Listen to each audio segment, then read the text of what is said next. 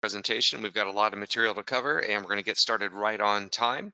We're going to look at how to follow our professional option strategies using trade alerts. Maybe you've seen some of these alerts before and maybe not, but we're going to review everything, review all of our strategies for bull, bear markets, as well as non-directional trading approaches. We're going to use automation for risk and profit controls. We're going to look at why we trade in the stock indexes. And a lot of these strategies are going to be the same types of strategies that institutions and hedge funds are using. And we can do that with a lot of simplicity. We've done a lot of the heavy lifting for you with some of the technology we're going to describe. We're also going to talk a little bit about the precious metals market and how we can help you with that too. We are a full service, so we do trade all futures and options contracts. And I know we've got people still joining us, but thanks to those of you who are here on time. Let me just double check. And if, let's take a look. Yeah, I see people still joining here, so thanks for that. But what I'll go ahead and do, and this is being recorded, so if you've missed a little bit in the beginning, that's okay. You can always watch the recording later, and feel free to add your comments and so forth in the questions and chat along the way. So we'll go ahead and get started. Look at the risk disclosure, please. You might want to take a screenshot of that or a picture and read all the details at your leisure. But keep in mind, when trading, you should only be using risk capital, and then past performance is never a guarantee of future results. Those are the main things to keep in mind. And a little bit about AltaVest. We've been doing this since 1997 as an introducing brokerage firm. We have our proprietary technology for trading options, and we've traded millions of contracts along the way. And we're registered with the CFTC, that's the Commodity Futures Trading Commission. We're members of the NFA, National Futures Association. We're located in California. And I am Eric Gebhardt. I'm a graduate of USC. I'm a co-founder of AltaVest. I've had various securities licenses in the past for mutual funds and annuities and so forth. I currently have my Series 3 license. That's what you need to do commodity futures and options at a professional level, I should say. And I also have my Series 65. That's for investment advisors. Perhaps you've seen us in the past. We often do presentations and all sorts of other venues online as well as in person. And sometimes we get quoted, for example, in some of the financial periodicals. Here's MarketWatch asking us about, I think it was precious metals on that particular day. So other times they talk about bonds or the dollar and so forth. So it just depends. But in any case, so with the introductions out of the way, let's run into the top 3 barriers to trading success. And when I'm done with these in just a minute, I'm going to ask you which one that you can relate to the most. What is your largest barrier impediment towards success in trading? How about information overload? A lot of noise, conflicting targets, clickbait headlines, opinions, narratives. You get that information overload hindering our decision-making capabilities. So you have an overabundance of sources, a plethora of information. It's a great word. Complexity, sometimes the information can be challenging depending what it is. And then how do you filter what's truly important and what isn't? So you can end up with analysis paralysis, as we like to say in the business, and you get basically data competing for your opinions, and you can lose focus on what really matters, and that causes a lot of mental fatigue and stress. So really, we want to avoid this poor guy here. I think we've all kind of been there at times. So too much information. I think that's well said there. That's kind of I guess that probably applies to a lot of things these days, doesn't it? So not just trading, but number 2 is time. How much time do we really have? Is it practical to spend, 4, 5, 6 hours a day in front of your screen trading? It takes discipline and time. This is a great setup here if you've got the time for it and the money to put something like this together. But the reality is, the practical reality is, a lot of us just don't have the time. We've got family, friends, jobs, other things going on.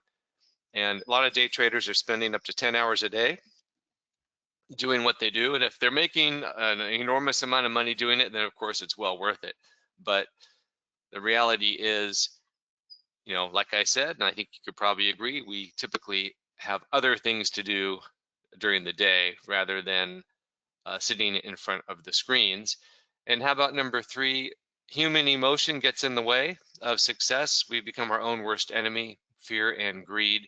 We end up riding that emotional roller coaster. I think we can sort of relate to this here. You get euphoric when you're doing well, and maybe as things start to fall apart, you wave that white flag of surrender and capitulate. And you kind of get down in the dumps and despondent, and then maybe you start that uh, cycle all over. So we want to control our emotions. So I want to ask you here. I think I can do this here. I can launch this poll.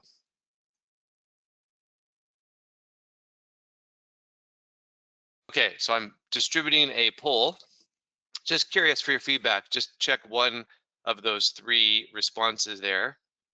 I'm just kind of curious. I'll look at that later here, but which one of these really resonates with you? And I think the answer to some degree is all of them, but pick the one that most resonates with you. All right, so I'll go ahead and close that and we'll move on.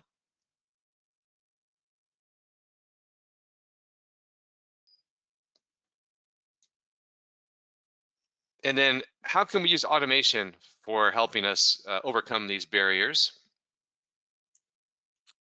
Well, let's take a brief review of the options, concept of options. Really, we're not going to go into all the details. We assume you have some prior knowledge of options, and if you don't, that's okay too, because we have material for that to help you get up to speed. But we're going to make this real simple here.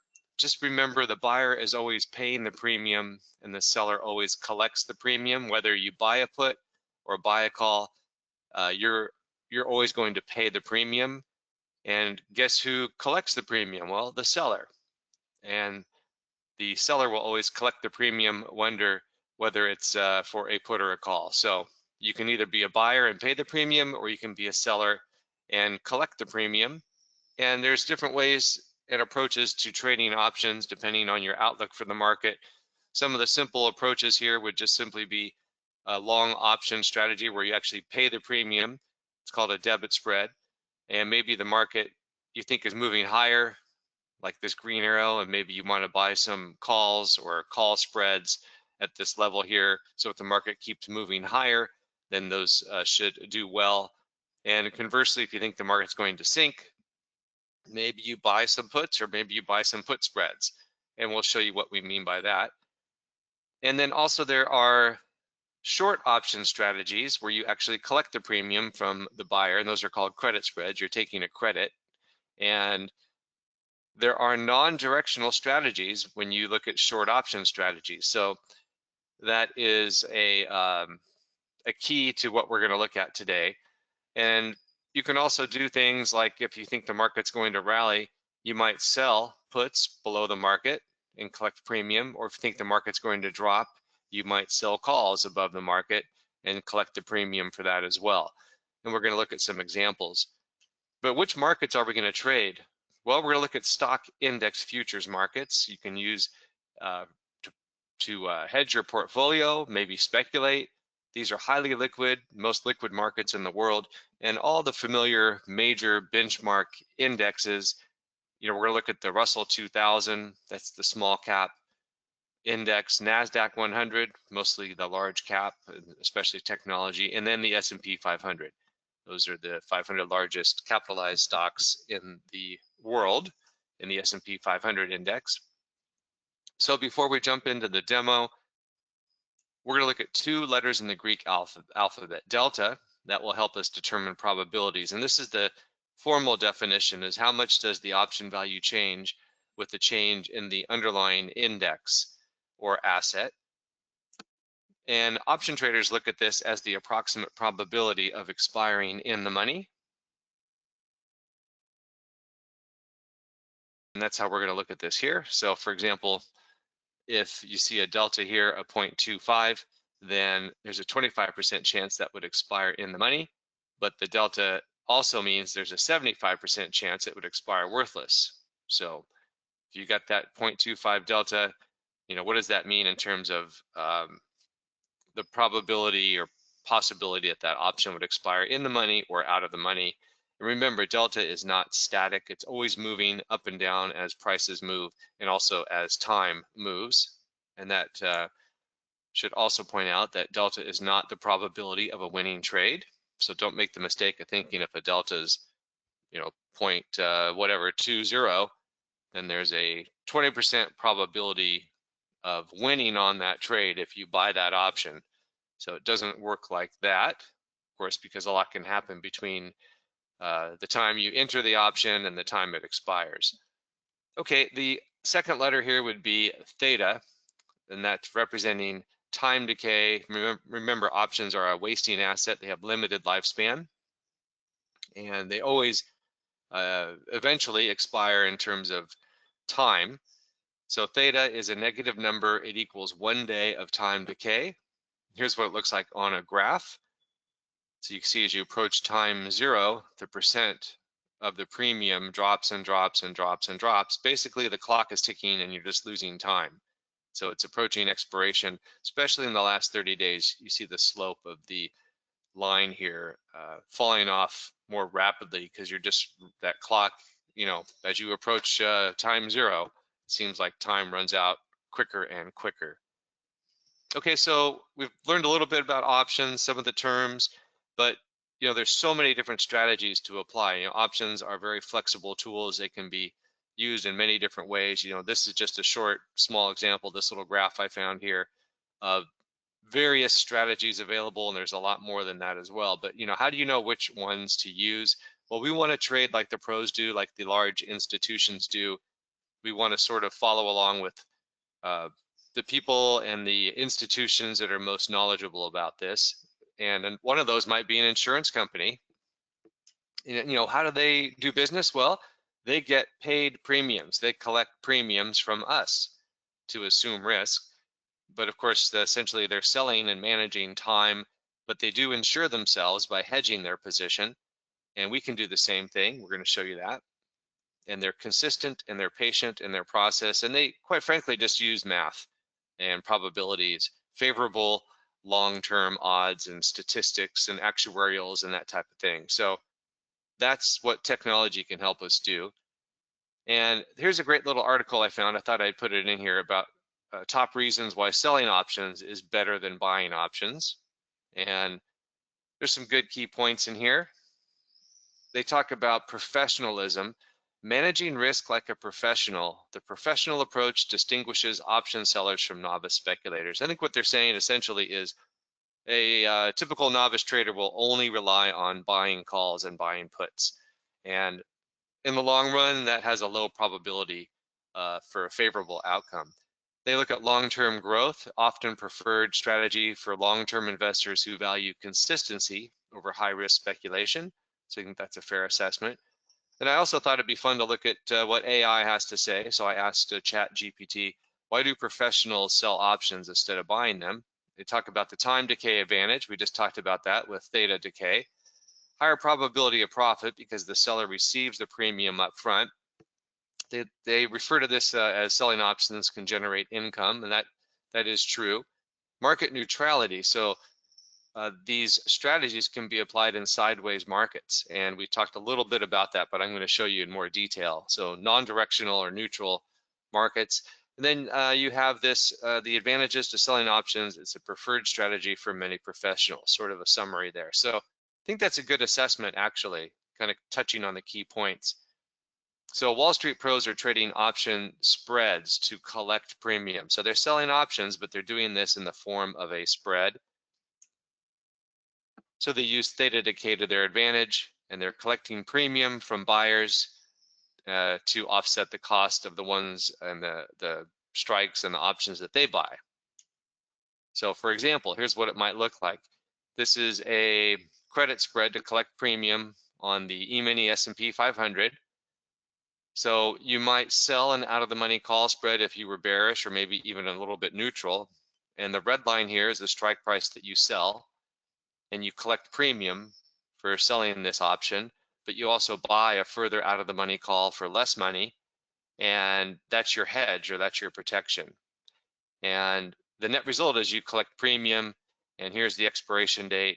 And so what you do is you sell it for a certain price. Maybe you sell it for, you know, 3 points, and you hope to buy it back later for less than what you sold it for initially. So in this case here, you see the market starts trading, drops a little bit, and you see this arrow here to close the trade out on this day. So you place the trade here, you close it out later, and you'll notice this arrow pointing to the blue box called the RTI indicator. I'll show you how that works, but that would be your signal to take profits and close out the position before it expires. So you sell high and you buy low. That's the whole idea in this example. And we're going to show you how to automate this as well so that you don't have to screen watch. So here's another example. You just took this call spread that you sold, and then you also sell an out of the money put spread, and that's called an iron condor. And you have this wide margin here, this wide margin of error, so to speak, between the call strikes and the put strikes that you're selling. And you look for the market to basically stay in that range between the red lines. So here again, you see this is when you place the trade, the market starts dropping, it goes up, it drops again, goes up, but really that's just trading the chop, so to speak, without actually having to do anything, because all you're doing is watching the paint dry. And as theta decay works, and as time slowly wipes, I guess, the clock slowly ticks and is wiped away, then you can see here you had a signal to take profits, and that's when you would close out the trade. So again, you sell high and you buy low. That's the whole goal when you're collecting premium. Here's a variation on the condor, another non-directional. Again, you sell the strikes with the red line here and the red line there. These are the calls, these are the puts. And you want the market to stay in this range. And again, you see the market going up and down and down and up. And then right here, you finally get a signal to take profits. The algorithm says, this is the chance to close out the position well before expiration and take your money and go on to another trade. There's also directional strategies. Here's just one example, happens to be something we call a bear hedge. It's really just a combination trade. It could be a bull hedge too, but maybe you think the market might drop in the near future. You can speculate or hedge your portfolio. So here you go, you sell an out of the money call spread, you collect that money, and then you use that to buy an out of the money put spread. So in this case, you see the market goes, up a bit and down and down and down, and then eventually you get a profit-taking signal. And remember here, this can often be done for a credit. So you can receive more money than what you pay out, and unless the market, if it goes sideways or maybe even went slightly against the direction you had in mind, it may not really matter because of time value working to your favor. So here's an alert we had just yesterday, I believe, or 2 days ago, I can't remember. But here is a bear hedge trade alert here. I think that was yesterday morning, doesn't really matter, but we sold an out of the money call spread. We used that money to buy an out of the money put spread, but it was done at a credit. So you actually end up collecting money on this trade. And if the market keeps dropping, then it would gain in value even further than that. And if it went the wrong way and started to shoot up higher, then you'd have to manage the risk on this short call spread here. And we're going to show you how to do that with automation as well. And remember, these are professional style strategies. These are not looking to necessarily hit grand slams. That's kind of what a novice will always kind of have in mind. Rookies are doing this, and what she's referring to here, this popular trading strategy, is risky. And what she's referring to is the majority of small time traders are buying the most basic call and put options, which have a much lower probability of profit versus advanced strategies like option spreads. So they mentioned John Foley, CEO of Options AI, Everybody in the business knows that if you're only buying out of the money calls, you're likely going to lose money over time. So yeah, you may have some big grand slams every now and then, but over time, you do that long enough, and the probability and the odds of success on just only buying calls or only buying puts or what have you, it's not that high. So that's what makes it risky. So we want to look at professional option strategies. We use algorithms to manage this type of trading for you. It's our Theta Trader software that we developed, pre-built option strategies. We call these Theta trades that are available to us. And then we have these one-touch responsive trade alerts, which are uh, always get great feedback from clients. And again, bull, bear, flat market, it doesn't matter. Strategies for all the above. Then we use automation, something called the RTI, color-coded. So when it turns blue, you take profits. Or it turns red, you get out and take your loss, too much risk. And that can also be automated. So I will go ahead here and switch screens.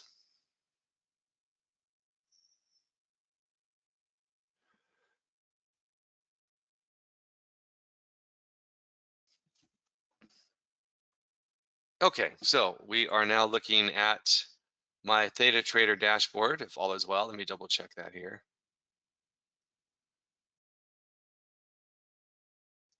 Yeah, okay. So here is the dashboard for Theta Trader, and this is just my demo account that I use for presentations like this. But an actual account look very similar, a few differences above here on the menu items, but you'll notice any active trade alerts here up top, and these are your Theta trades, and we'll review that in a second. These are open, short, or sold positions on your dashboard. You can see at a glance, and it gives you all the color coding to give you an idea of how these trades are maturing, any open, long, or bought positions. And then this is your account info. This is directly from your trading account, all integrated with your AltaVest trading account. And then current prices up here. So the first thing I can do here is let's look at the Theta trades. You'll notice there are bullish strategies, bearish strategies, and neutral or non-directional.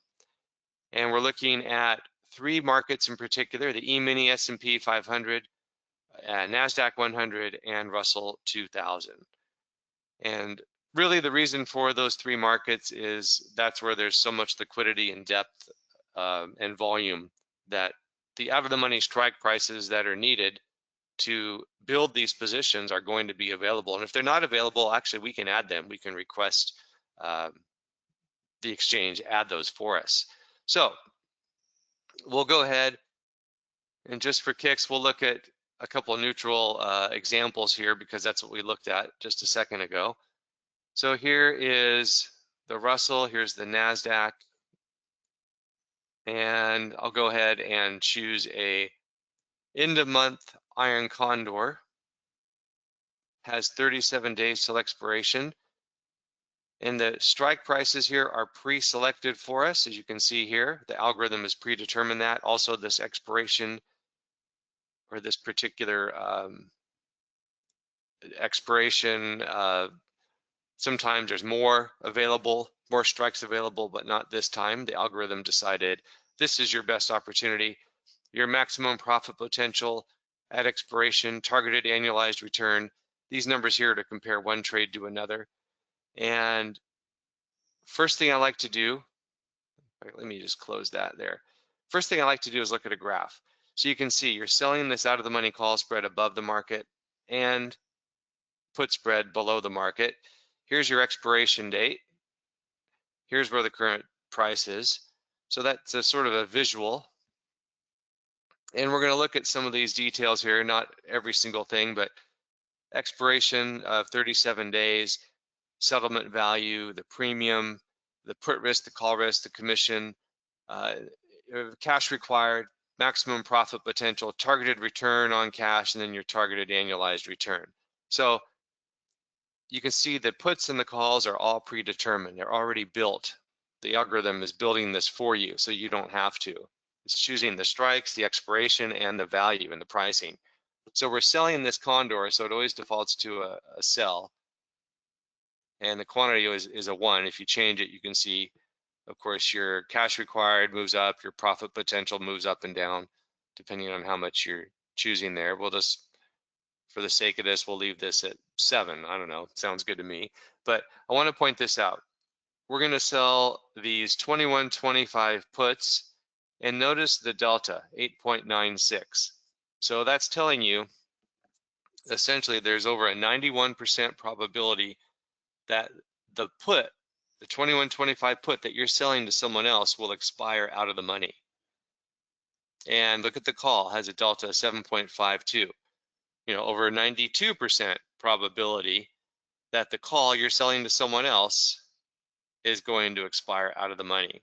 So the algorithm is determined these are the higher probability outcomes that it likes based on the proximity to the strikes, based on how much time is remaining, the theta decay.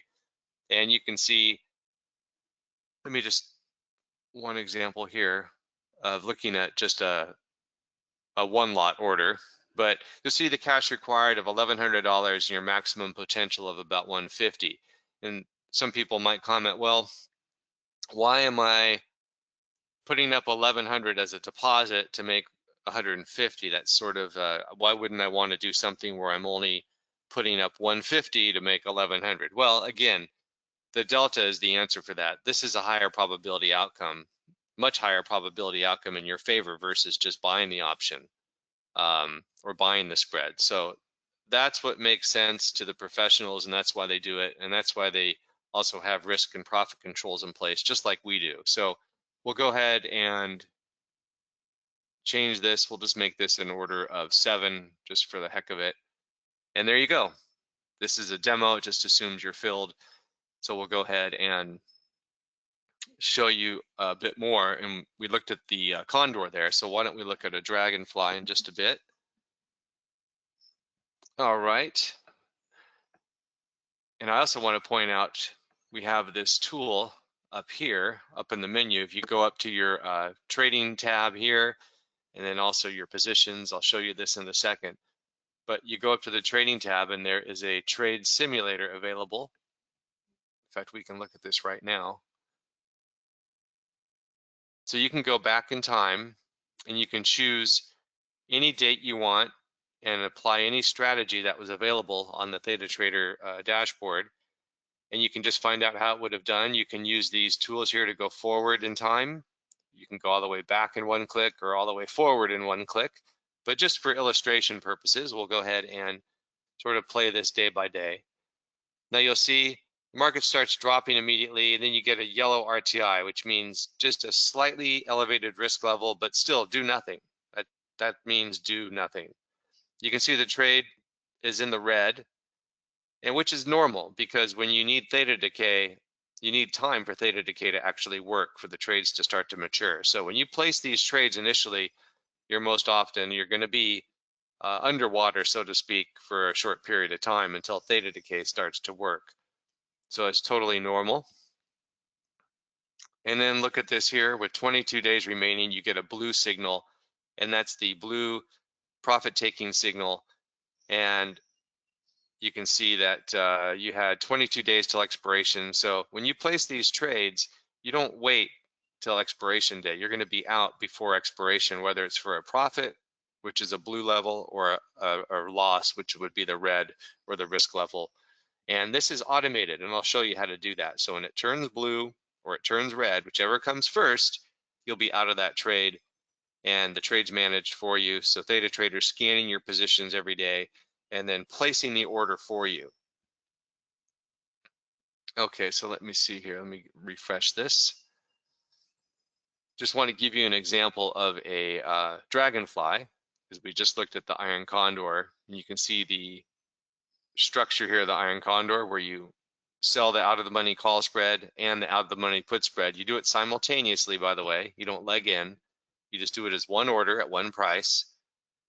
And then you look for the market to do essentially what it did here, which is just chop around and stay in the middle between the red line, the call, and the red line on the put here.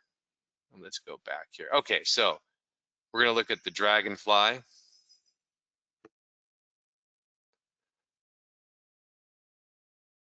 We'll look at the dragonfly. 37 days till expiration, and that's the end of month dragonfly. You see your profit potential here. Let me zoom in. I know during presentations, I don't like to squint and watch tiny numbers on someone else's screen. So I'll try to do my best to make this as visible as possible. Just want to illustrate the different trade structure here. Similar in theory in terms of how you want to do this with the condor in terms of a non-directional approach. But you'll see you sell 4 out of the money calls, and you buy 3 further out of the money as protection or a hedge, and then 1 closer to the money. And the same structure with the puts. You sell these 4 puts, you buy 3 further out of the money puts, and then 1 closer to the money. And you do this all as one order at a net price. So you have 6 different options or 6 different legs that you're trading all simultaneously at one time. And the big difference here is you own this call and you own this put, and this acts as additional hedge or additional insurance or protection against the options here that you sold with which is the red line. So you're going to pay a little bit of money for that, and it reduces your profit potential a little bit versus the condor, but it also creates a different scenario sometimes where you may end up not having a losing trade with a dragonfly, and with a condor you would. Okay, so again, you have the same types of data here. You'll see your cash required, profit potential, targeted return on cash, targeted annualized returns, commissions and all that. It's all part of the trade. Everything is net, by the way, in Theta Trader, net of your commissions. So again, you're trading here these puts, you're selling these puts with the delta of 12.89. So you've got, 87% probability these puts would expire out of the money. And then the calls, delta of 9.66, 90% plus probability the calls you're selling would also expire out of the money. And maybe we'll do 4 of these, 5 of these just for the sake of it. So you can see that's how much you need. In fact, what I should say is, depending on the market, in this case, we've got the Russell here. Cash required is about $2,200. On the S&P 500, cash required for a dragonfly is closer to $5,000, maybe $4,500. So it just depends.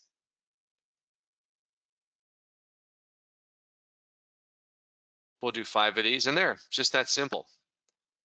All right, so then I'll go back, and I want to show you, we looked at the iron condor here, simulation. So here's a dragonfly simulation. Let me squeeze this down a little, you can see more of the screen.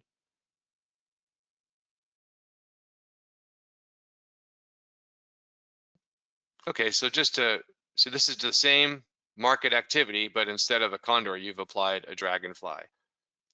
So here you go, you get a profit-taking signal, and you can automate that, and you just move on with your next trade. So basically worked out just like the condor here.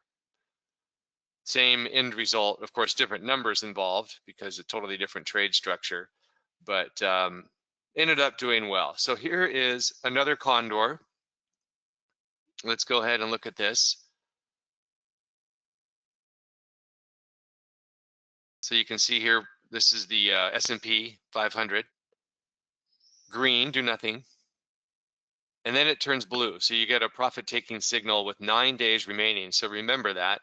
You have 9 days till expiration, and you're out of that trade, which is fine. But you can see the market's moving higher and higher and higher. But still, theta decay is actually working in your favor. So this trade is not anywhere, near any trouble of any kind. So that was October 30, is you got a trade signal to exit for a profit. And now we're going to do a dragonfly instead of a condor.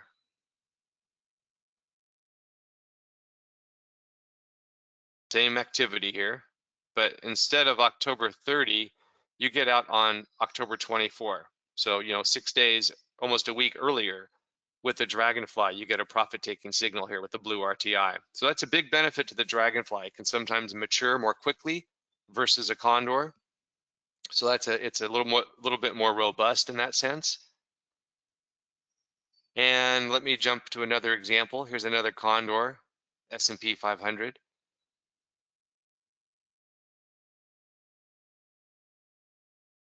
So now it's turning yellow to orange, so elevated threat. You can see why. It kind of goes sideways and it really starts to run strong, moves much, much higher. So it's getting close to this upper boundary here, the red line, which is where your short call is.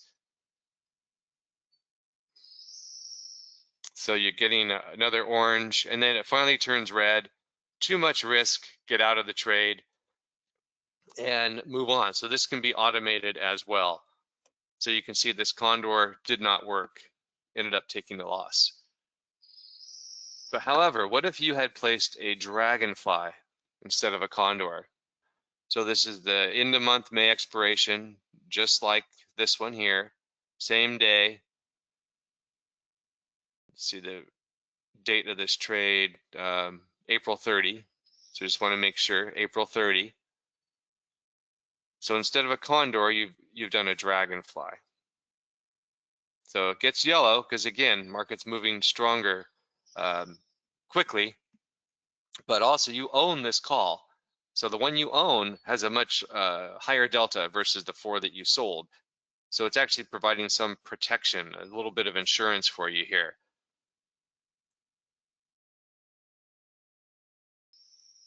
And it goes orange, getting closer to those short strikes.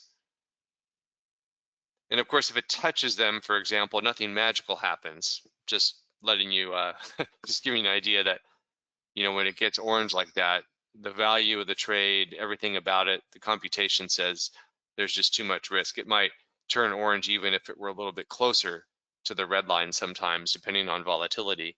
But so look at this. It turned orange, but it never triggered a red. And then in this case, fortunately, if you had this position, the market starts to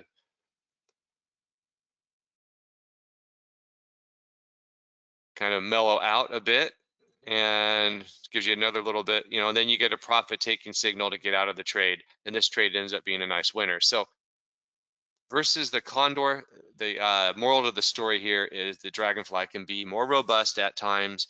It can allow you to have an earlier exit at times and sometimes allow you to actually take a profitable trade versus when the condor would have a losing trade. So it's not to say a dragonfly never loses. Of course it can, but versus the condor, it can be more robust, but the flip side is you give up a little bit of profit potential to have that extra protection here where you own this call and you own this put. All right, now let me go back and remember too, this is neutral, the two we looked at, the condor and the dragonfly, but you can have bearish strategies, bullish strategies, and one of them we looked at briefly was the bear hedge.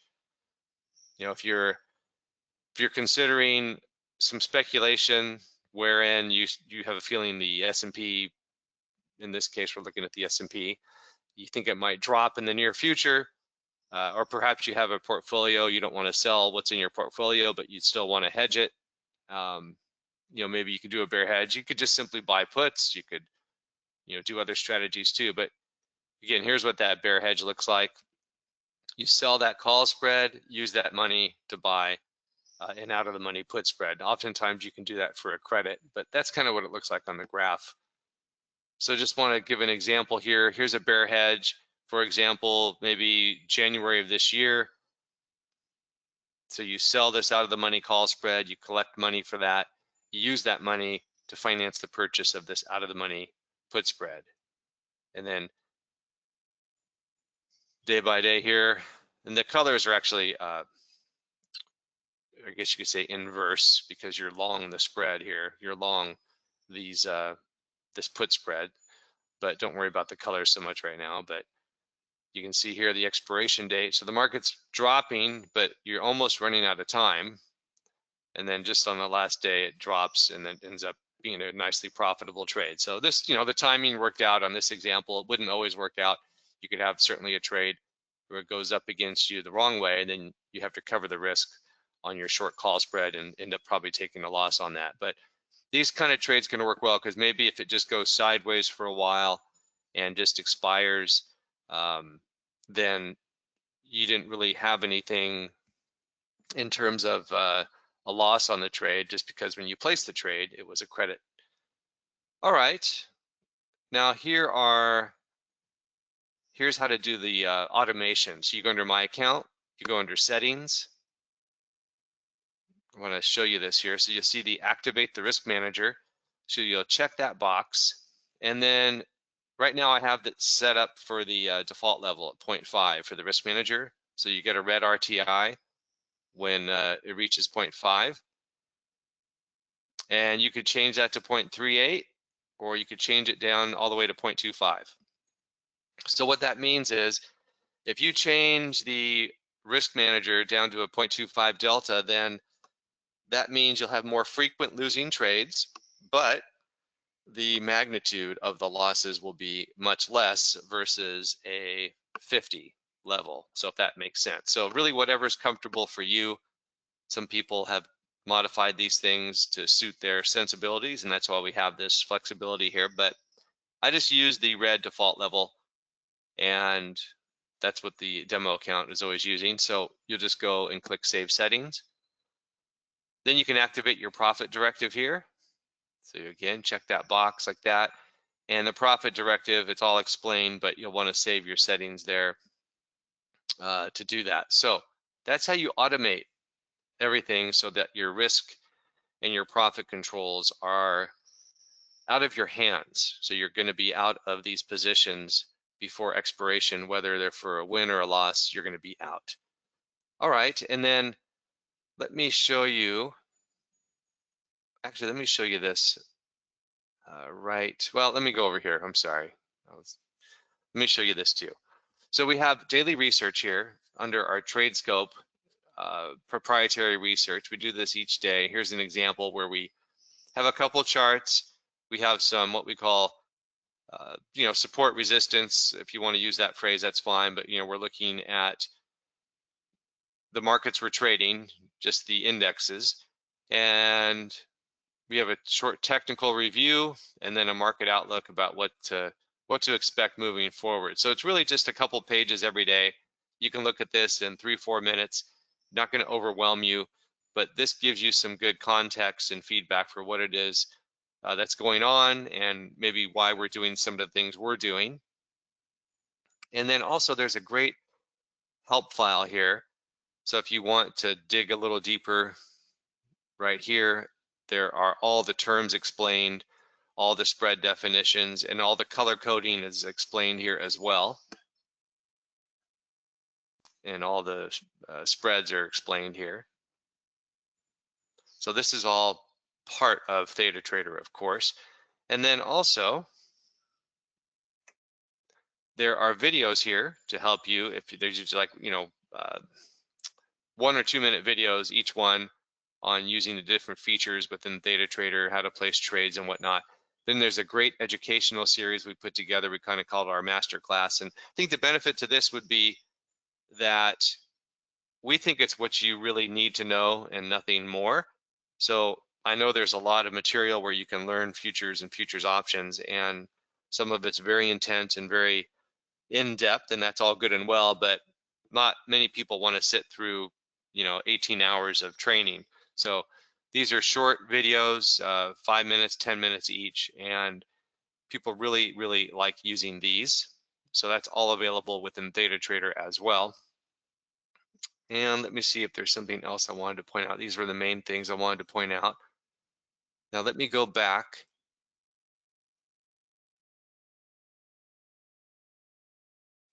Let me show you here under positions. You can go to close positions, so you can look at everything on the dashboard for your open positions, whether they're short or long. But if you want to look at your history, you go into your closed positions here, and then you can filter, go backwards in time however far you want, or for whatever market.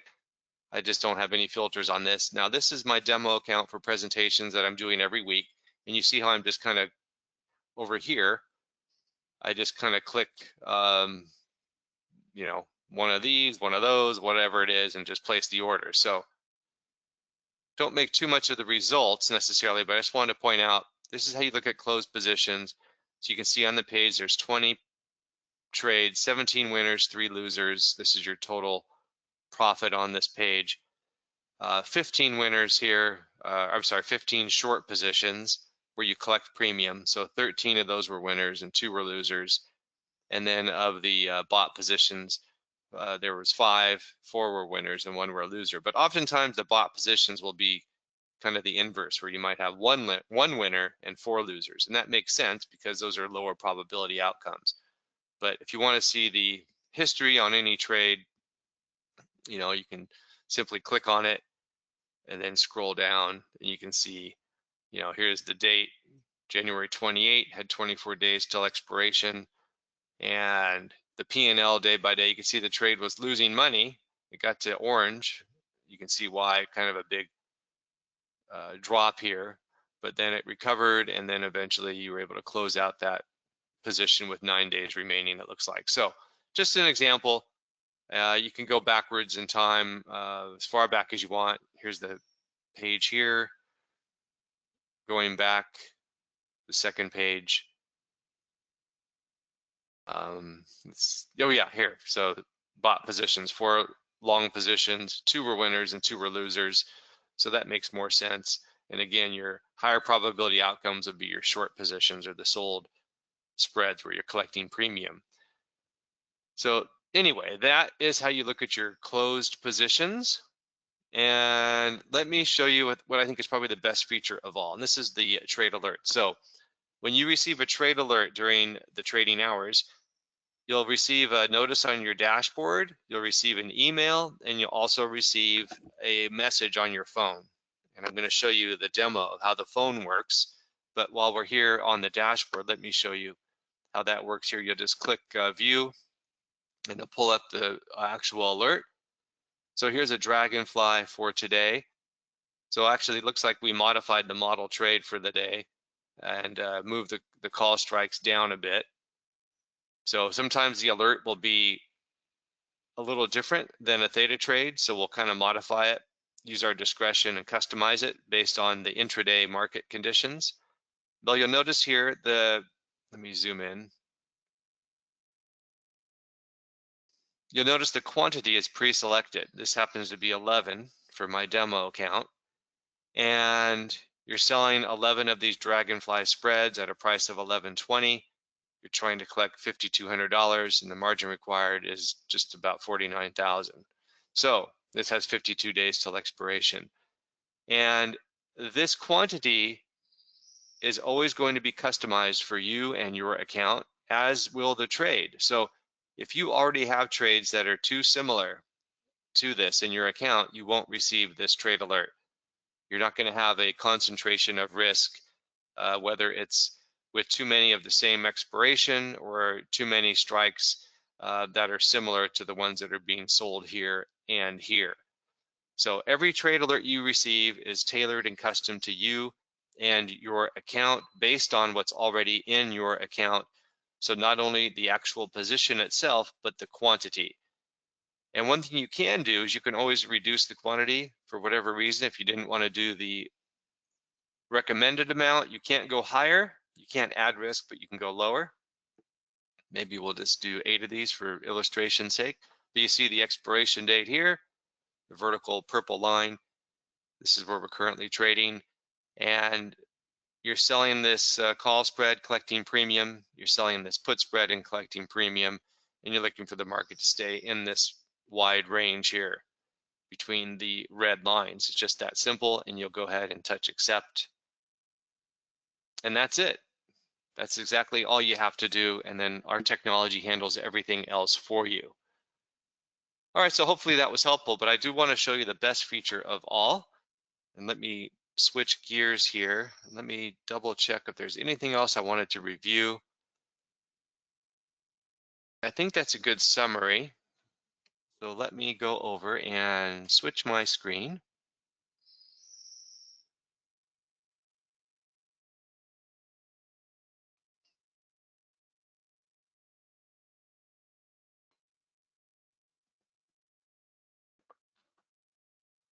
So here, is how most people use the alerts. They just use it on their phone with one touch.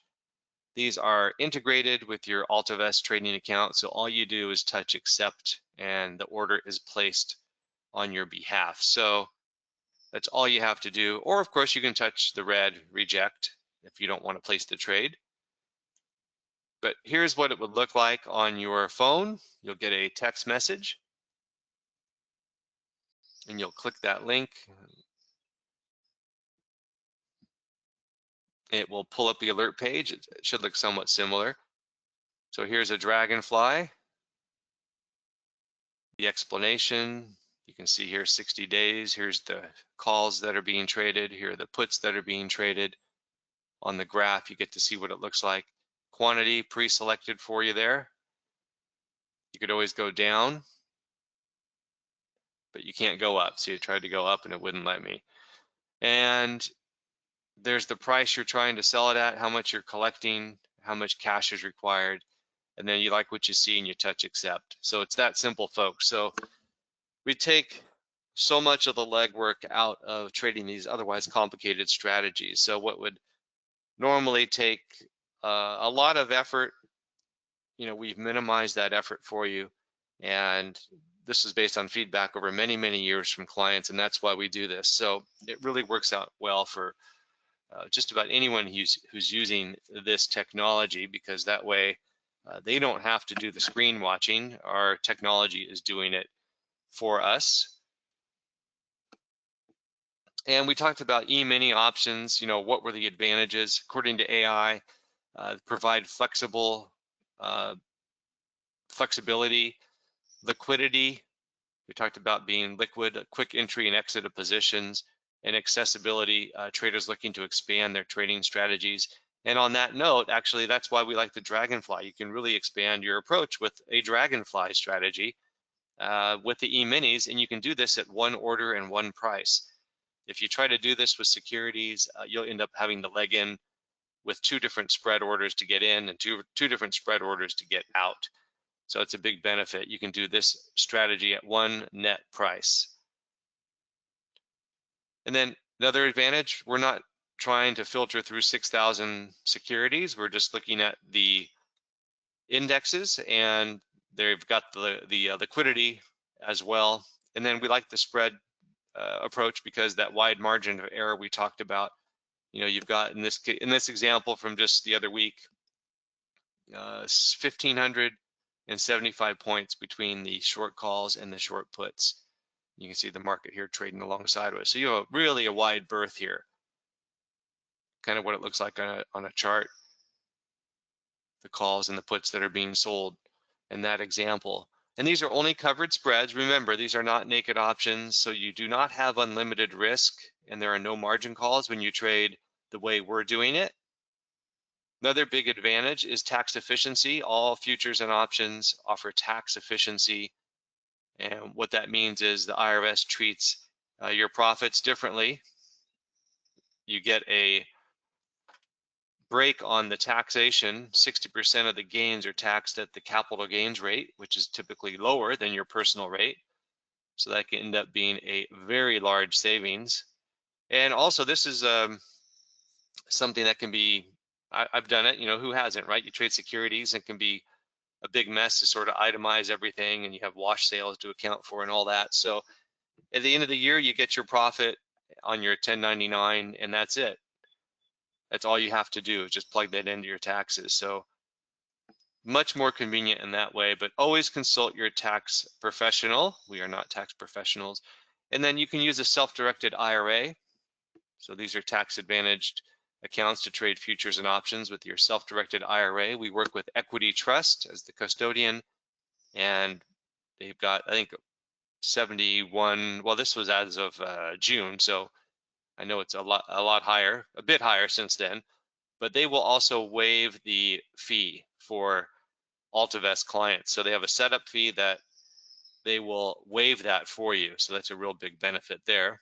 We have people transferring IRA accounts to us all the time. And then remember, we're full service, so we can trade any commodity futures and options market. Let's talk a little bit about precious metals. You're looking here at agriculture and oil, and obviously metals too. So we're going to look a little bit at metals, and then I'm going to show you how to get involved. So let me know if you have any questions along the way. Anyone? Let's see, I don't see any, which is actually kind of a good thing right now because I want to get through the material. So, but let's look at precious metals, inflation, central banks, monetary policy, export controls, industrial demand, production deficits. We're not going to go into great depth and granularity on all this, but sometimes we're going to look at a few charts and that can speak 1,000 words. So inflation is produced only by too much government spending and creation of money. So keep that in mind. When you talk about inflation, I know what people refer to, price inflation, but really that's really a function of the government creating too much money and too much spending. So I think we can all relate to this. The dollar in 1978 is worth now 19 cents. I think it's probably, that's as of 2025. So let's look at gold real quickly. Central banks are purchasing gold by record amounts. Gold is overtaking US Treasuries as the world's largest foreign reserve asset. If you didn't realize it, look at the size of the gold market.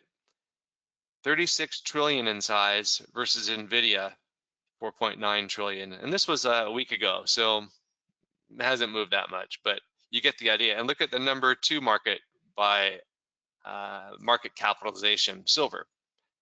I bet that's probably something a lot of you did not know. So here's what gold has done versus stock indexes in the last 5 years. Tremendously outperformed versus the Qs, the Spider, the IWM, the Russell. So hopefully that gives you some context. And this was interesting too, metals versus the S&P the last year. So you see the black line here is the S&P 500. Almost looks like a flat line compared to what platinum and gold and silver have done. And this is as of this morning.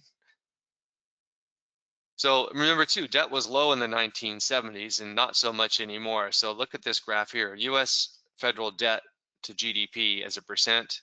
It's 4 times higher today than it was when gold had its last big bull market, although I think we're in the middle of an even bigger market.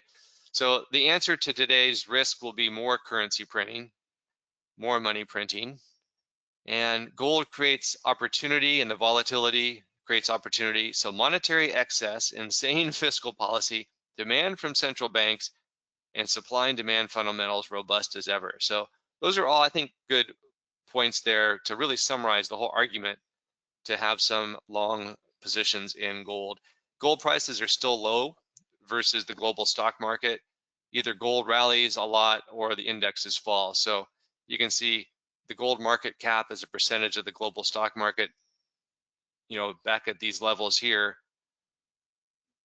And now we're here. So there's still a lot of room to run based on that ratio. And then this was interesting. You divide the S&P 500 by gold, you look at that ratio, and it's now 70% below where it was in 2000. So that's an interesting ratio to keep in mind as well. So again, lots of room to run. Even looking at the charts, we don't always rely on, moving averages. I mean, that's really oversimplifying things, but you've had this bounce off the 200-day moving average here couple 2 or 3 years ago, and then the market rallied 100%. And now we're kind of doing the same thing here as of yesterday and today, actually. So we'll see if that holds, but the 200-day moving average should hold, according to Jeffrey Gundlach. And he may or may not be right, but anyway, something to keep in mind. This is interesting too, more perspective on the prior bull markets throughout history. Here's how bull markets performed in gold, and now here's the current one. So a lot of room to run for sure. Not even close to being done possibly with this move. This gentleman here, he says he made more money sitting in gold than owning the S&P. That's probably true. He's suggesting 25,000 gold. And gold gains are far outpacing US Treasury bonds. And that's not necessarily a fair comparison. Gold's volatile and bonds are not supposed to be. But still, gold is displacing bonds as a safe haven asset. I think that's kind of a fair point to make. Gold ETFs, 181 billion, near their record. Assets doubled less than a year in the GLD ETF. And gold ETF flows surged by 23% from 2024 to 2025. That's a huge multiplier for sure. But here's the thing, gold futures versus ETFs. So if you're trading futures, let's say you had gold's at $5,000 and you're trading a 1 ounce contract of gold. So in this example, you have an efficiency ratio. The margin's $390, controlling $5,000 worth of gold, 13-to-1 efficiency or leverage. But with ETFs, it's just 1-to-1. So you get a tremendous potential benefit from trading futures versus ETFs just based off the efficiency of your capital. So just to summarize gold, the money supply eroding the dollar, inflation continues, central banks accumulating. We didn't mention it, but the BRICS want to de-dollarize, their assets, their foreign reserves. I mean, if you're, India and Russia and China and these others, you're not necessarily happy with, perhaps having your assets confiscated sometimes. But anyway, so investor demand for gold ETFs soared 23%. And this is interesting too. Wall Street is now formally adding gold to their model portfolios. So instead of the 60-40, stocks and bonds, now it's 60-20-20. US budget deficits continue. Federal Reserve continue to monetize debt. Nothing will go up in a straight line, however, but this is good too for context. In the 70s, gold fell 3 times by more than 30%. And from 71 to 75, gold increased by 6 times. And then in 1975, it fell 50%. But then you missed the move. If you were shaken out, you missed the move back to 850. So anyway, it's not going to be a straight line. It's a volatile market for sure. And look at this lately, this parabolic move here last couple of years. So gold contracts available, the 1 ounce gold futures contract. There's micro gold. Those are 10 ounces. There's a 50 ounce and 100 ounce contract. So we thought we'd just give you some examples of what's available for futures. And here's gold versus micro gold. If you had 15,000 in a gold ETF, you need 15,000 to buy that ETF, or a $15,000 investment or capital allocation, if you want to call it that. You could buy 1 micro gold, and that margin is only $3,573, and it controls $52,000 worth of gold. So you can see the leverage can be a real big benefit. Of course, it works both ways, up and down. But if gold goes up 20%, you could make $3,000 in the GLD ETF, but you would make over 10,000 with 1 micro gold contract. And of course, if the gold doubled, then you can see the results there. So just want to point out how the math works. It's just simple arithmetic. Now, how about silver, the second largest asset in the world? Here's a chart of silver. I just put that in for today. Huge parabolic rally, and then a fairly substantial and rapid correction. Industrial demand continues to surge. Battery breakthroughs here. Samsung developing a silver-based battery, and this is from late last year. It says we already use all the silver we dig up, and it says here, if these reports are confirmed, even we aren't bullish enough. And the reports were that China's BYD would also use a silver solid state battery coming up. And also there are silver export controls out of China beginning. So this was like in December when I think I found this. But of course, turns out in February, the reports were true.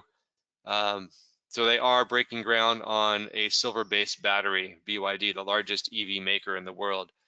So silver to 1,000 perhaps, I don't know, but perhaps. And if you want to look at silver futures versus ETFs, here's an example. Capital required of $1,400 controls $8,000 worth of silver. So you get that 6-to-1 efficiency versus ETFs, where of course it's just a 1-to-1 ratio of capital efficiency. And then Oh, that's there, redundant. Sorry. So you have a 100-ounce silver contract, you have a 1,000 ounce, 2,500 ounce, and a 5,000 ounce contract. So it's really up to you and what the risk capital you have. But 100-ounce margin, just about $1,200.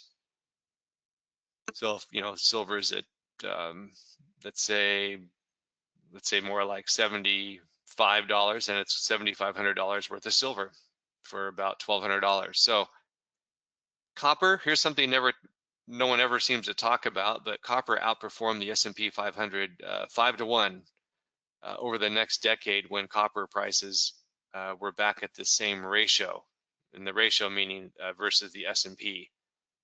So we'll see what happens there. Copper has a new bull case, so a lot of billionaires and so forth are talking about copper. Stanley Druckenmiller and these tech guys, Shamath, saying copper could go parabolic. Mining legend investors still don't grasp the scale of the problem. You can't own enough copper. We're consuming 30 million tons a year to maintain 3% GDP. And with no electrification, we have to mine the same amount of copper in the next 18 years as we mined in the last 10,000 combined.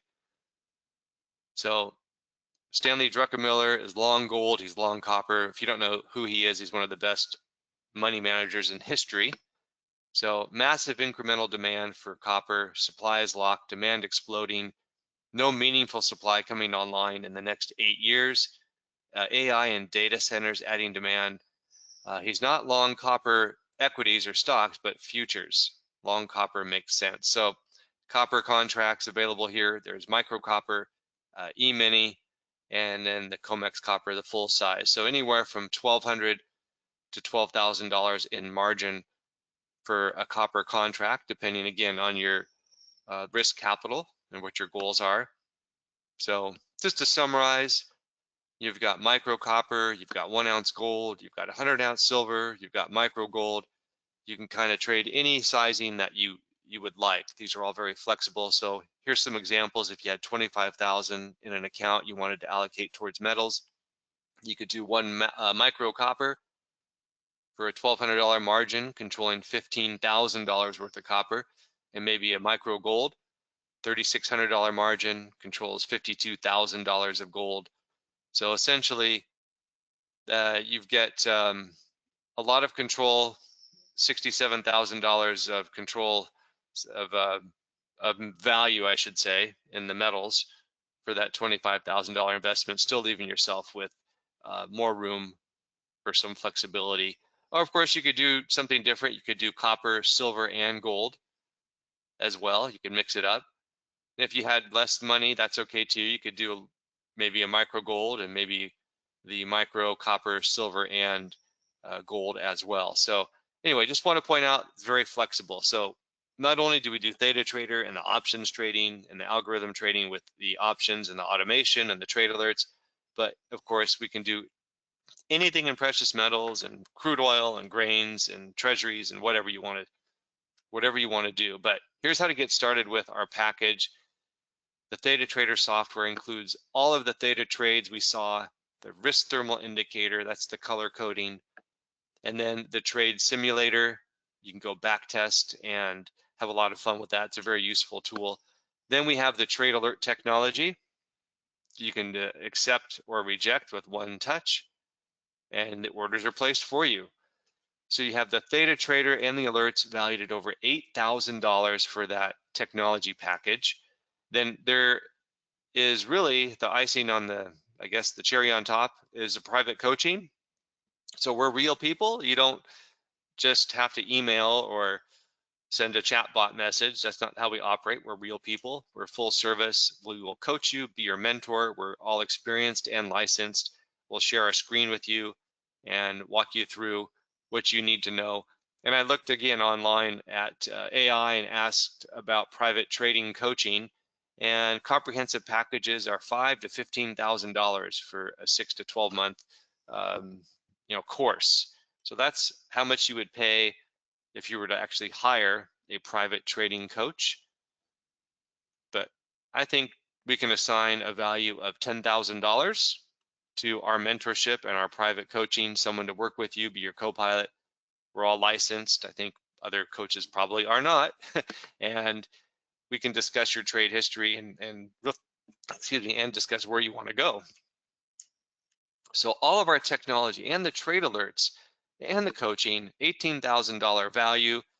And I don't want you to forget you have the proprietary trade scope research. So at a glance, you can see exactly what we're thinking and why we're doing what we're doing and why the technology is doing one thing or another.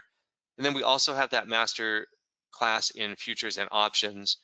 We cover a lot of ground. If you go through that, you will definitely know what you need to know to get started, assuming you don't have any prior knowledge. So that will be very, very, very helpful to you. And if you've done this before, this might also help you learn a few things.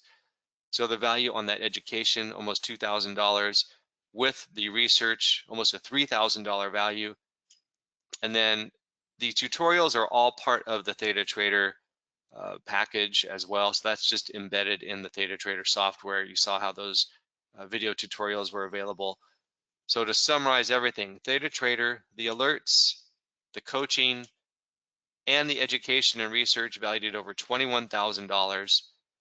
But of course, you know, I don't want to be corny, but we're not going to sell it at $21,000, of course. We're going to do better. And this is the price we used to offer at live in-person events, $4,000, and people would sign up at the back of the room. But this is our retail price on the website. So we're going to do much better than that. $597, it's only one payment. Use the QR code. So cf.altivest.com/TT. All right, and let me just type that in there. And that's my direct number and email as well. So feel free to ask me any questions that you'd like. So just one form and submit your information and we'll get you onboarded here. It's a lifetime membership, one payment, one time. And here's how to get a free membership. You have $100,000 or more after 30 days. From signing up, you'll get a 100% rebate, a $25,000 account or more, and it will get you that 50% rebate. And really, you don't have any risk on signing up in terms of the membership fee because we'll rebate it if, refund you, I guess you could say, if you decide it's not for you. So within 1 month, 30 days from signing up, if you decide I've changed my mind or my life has taken me in a different direction, that's okay. We'll just refund your membership. So you really don't have any risk. We'll get you onboarded right away. You can start using Theta Trader in demo mode and get familiar with it. Start receiving alerts. In fact, you should just sign up just to start getting the alerts and try them out for yourself. And if you decide after 30 days it's not working, we'll refund that for you. So again, you don't have any risk in that. And then if you do like what you see, we can get you the rebates based on these benchmarks here with your account size. And then, you know, just to summarize, and there's might be some questions here, you know, why would you even consider this? Well, alternatives may improve diversification and lower portfolio risk. So that's what we're doing here. We're talking about alternative investment strategies that don't necessarily rely on the stock market always having to be in a bull market. You know, stocks don't always go up. As a reminder, some of us were around during the dot-com bubble. The NASDAQ dropped 80%. And I think we get a recency bias because sometimes we think, oh, well, all you had to do was just sit on it and it came back. Well, you know how long it took? If you were unfortunate enough to buy near the highs or, you know, the high or anywhere near the high, really, it took about 15 years for the NASDAQ to get back to where it was. So not many of us want to just sit tight for 15 years and hope something returns back to where it was. And we can't hide in the Mag 7 stocks anymore. Mag 7 stocks are decoupling from the rest of the market.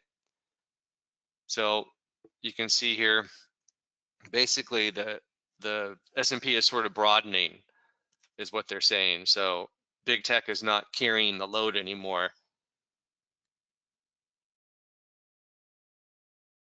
That's what it looks like on the graph. So they're not to be relied upon. And here's what it looks like on the graph from the last 3 months. You see gold still positive in the last 3 months, even after selling off in the last month in particular. But, you know, Microsoft down 24%. Just in the last 3 months, Tesla down 19%, Meta down 10%. So you can't necessarily just hide out in big tech anymore. And that traditional 60-40 stock and bond portfolio, we talked about how Wall Street now is adding 20% to gold. And part of the reason why is they probably just looked here at history here. These red areas here are when the traditional 60-40 stock and bond portfolio actually failed, actually declined when it didn't act as a hedge. So the bonds were not a good cushion. So diversify, automation, non-correlated strategies that professionals use. You can speculate or hedge your stock portfolio. I think it makes a lot of sense to have some exposure to these option strategies and the precious metals.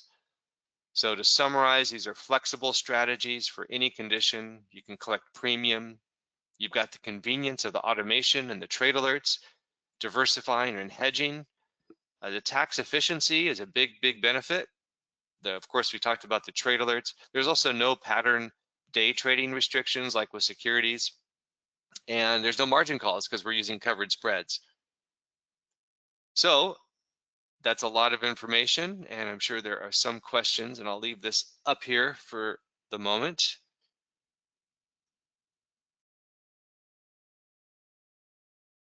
Okay. Oh, thank you. Someone's commenting, real good. They are real. What's the recommended minimum account balance? Well, it depends what you want to do. You saw how if you want to do micro contracts of something like in gold, what the margins are much less. But to open an account with us, essentially to be able to really do anything with a theta trader, the absolute bare minimum is probably 10,000. The margin on an iron condor is just about $1,000 typically. The margin on a dragonfly is close to 5,000 on the S&P, 4,800, 4,700, something like that, depending on the exact strategy. So if you wanted to do one S&P dragonfly and you only had $5,000, that's about all you'd be able to do, really, and hope it worked. So you don't want to be too concentrated. You don't want to be over leveraged or over margined, but we suggest 25,000, 20,000 is more of a workable minimum if you want to do theta trader. So hopefully that answers your question. And I know I get people asking about Canadians. You have to call us and ask us specifically where you are. There's regulations that prohibit accounts being opened out of Canada. Parts of Europe as well. We do have clients in Europe, Australia, parts of Asia. So really, it just depends where you're located. I wish it weren't that way, but it's nothing we can do about it. That's just the way politicians have decided to run things.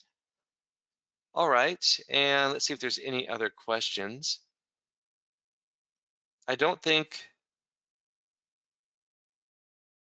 let's see, we talked about that already. No, I think we're good. So I know we've taken a bit of time here today, but hopefully it was worthwhile and you enjoyed the presentation and found it useful and educational, but we'd love to have you on board.